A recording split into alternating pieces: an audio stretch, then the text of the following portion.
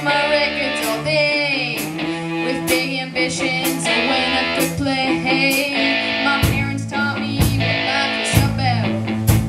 So I grew up the type they warned me about. They said my friends were just an unruly mob, and I should get a haircut and get a real job.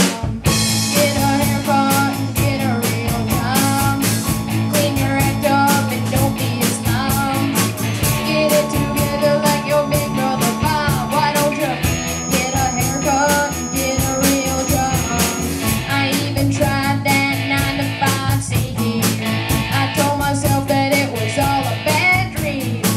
I found a band and some good songs to play. Now I party all night and I sleep all day. I met this chick, she was my #1 fan. She took me home to meet her mommy and dad.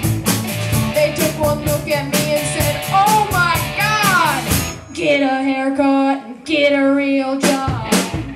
Get a haircut and get a real job. Clean your act up and don't be a snob. Get it together like your big brother Bob. Why don't you get a haircut and get a real job? Get a real job. Why don't you get a real job? Get a real job. Why don't you get a real job?